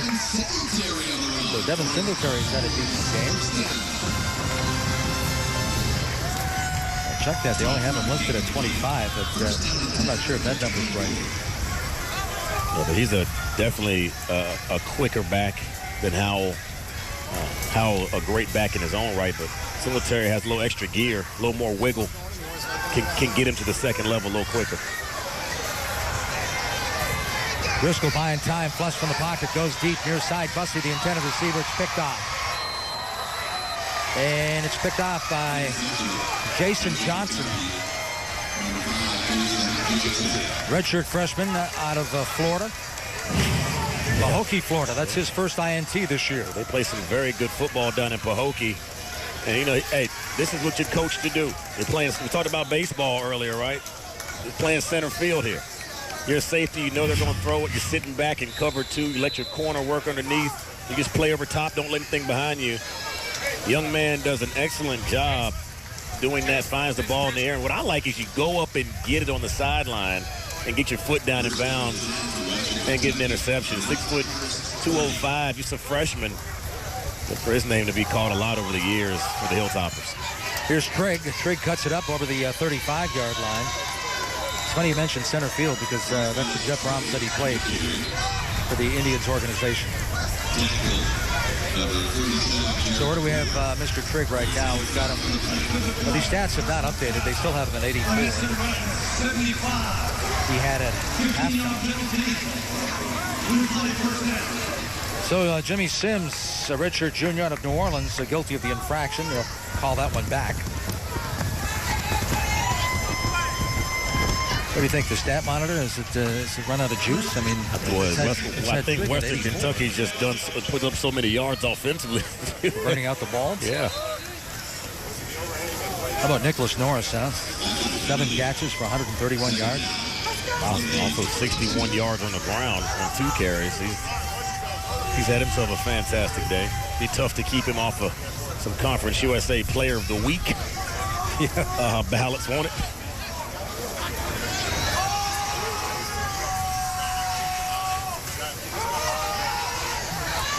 This one's complete over the 30. There's some running room inside the 30.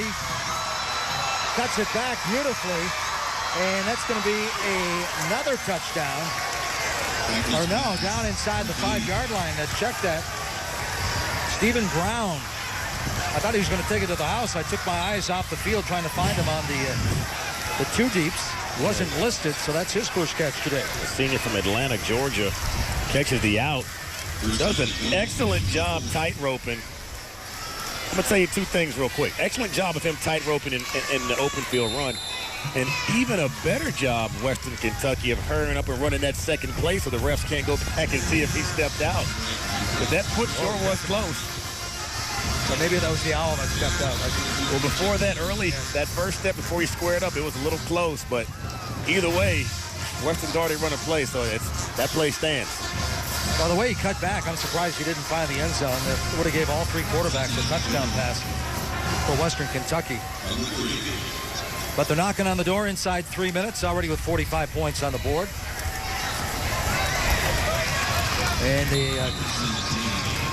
is that Brown again? Yeah, they tried to get him the touchdown on the sweep that time.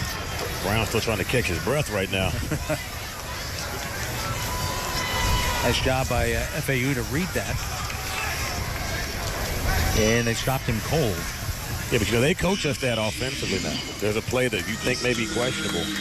Your quarterback's out there. They've got to play. Hurry up and get on the ball. Run a play. Don't give the refs time to even look at it. Because once you run that second play, it's over. Nothing you can do about it. 3rd and goal. Eccles. Eccles goes right, throws it to the back of the end zone, has his touchdown.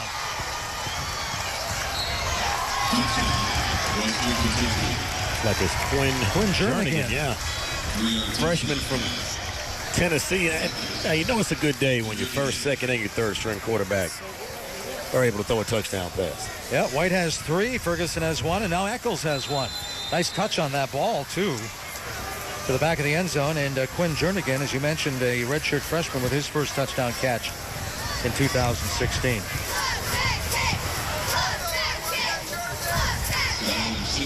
So 5 touchdown strikes for Western Kentucky, 661 yards of total offense for the Hilltoppers here on the road. Eccles, get out of the pocket here. Look at that, buy himself a little time with a little head nod inside. But I love to see quarterbacks, especially in this era of quarterbacks that are extremely athletic and leaving the pocket. These quarterbacks that will make moves with their legs. It's a rollout play. A sprint play. Bring the back to that side as well. Nice block on the edge, and Eccles keeps his eyes downfield. Able to deliver a touchdown. Get himself 1. Accumulation stats, young man. Everybody's eating good offensively today, huh? Well, 59 points last week against Old Dominion, 52 again here. Came in averaging 40, so those numbers are going to go up a little bit here as they head into week number 9 next week. Looks like 661 total yards of offense for the Hilltoppers in this one so far. And again, that's 24 times now under Jeff Brom in only his third year that they've been over 500 yards of total offense. So they have looked impressive. Brom saying they're not as deep as they were last year as far as spreading the wealth around, but they certainly have looked impressive. And it seems to be getting better and better as they go deeper into the season. See the final numbers right there. Eastern Michigan could have become bowl eligible. They go down to Miami of Ohio 28-15, so we welcome in the audience that watched that football game on ASN. So Eastern Michigan will have to wait another week. Chris Creighton going 1-11 last year. What about trying to get that bowl eligibility? Look at the job he's done there. At one point, they were considering getting rid of that program.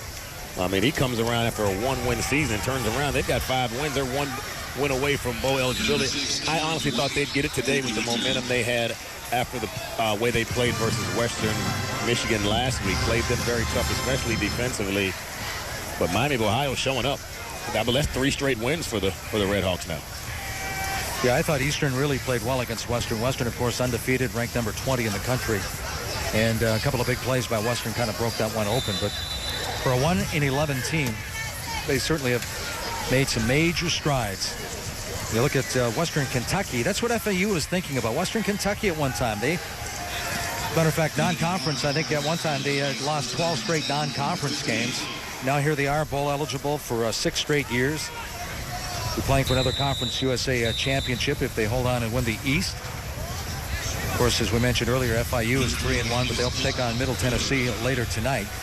You talked about Western Kentucky's past struggles, but they came on like a juggernaut, especially after Coach Brom here took over. You know, I went to Marshall, and I love the rivalry that those two have got going now. And you know, the fireworks let off when Rakeem Cato was at quarterback and Dowdy's at quarterback for Western Kentucky. And it was always, I don't care who you like to watch. It was some fun football watching those two teams go at it. So this program is really on the upswing, and fans in Bowling Green, Kentucky definitely have a lot to be excited about with Brom at the helm of this Hilltopper squad.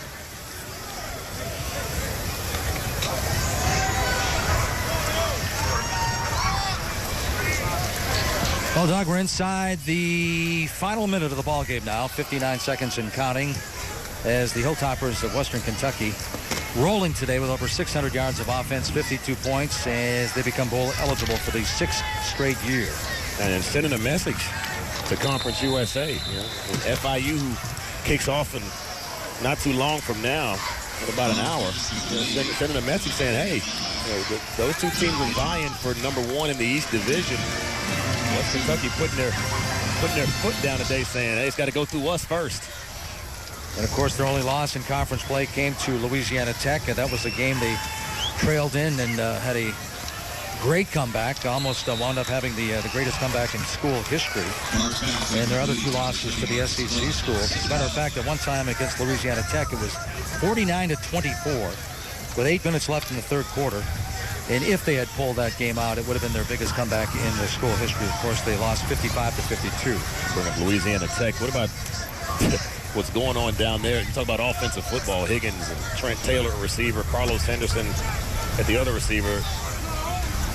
They're 1 and 2 nationally. They lead. Those are the 2 top receivers in college football. And Higgins at quarterback there. They can light a scoreboard up too. 20 seconds. Clock is still running. 18 seconds. Clock stops as they go out of bounds. Your final thoughts on the game? It's going to be a quick toss over to the ASN studio here. For FAU, it's back to the drawing board. One thing I do like you can build on is the guys showed a lot of heart. They showed they had flashes this evening, but they've got to get some offensive consistency. They've got to get guys healthy in the offensive line and find a way to put some things together and find their identity on the offensive side of the ball. They've got a handful of playmakers, got to find a way to use them. Glad Trey Henderson's injury was not serious, though. And we appreciate you coming out of the studio and joining us here. Always, man. Today. I'm glad you guys would have me. And that's going to do it. Jeff Brom wins another one. They're 6-3, 4-1 now for the home game against FIU. Over 600 yards of offense, 52 points for Doug Chapman and the entire ASN crew. Mike Gleason saying so long. Final numbers of 52-3 as we head to the ASN studios with Monica McNutt and Coach Jim Donnan. So long, everybody. Thank you, Mike and Doug. It was homecoming, Coach Donnan, for the Owls. The Hilltoppers play spoiler in a major fashion. You heard Mike talk about it, over 600 yards of offense.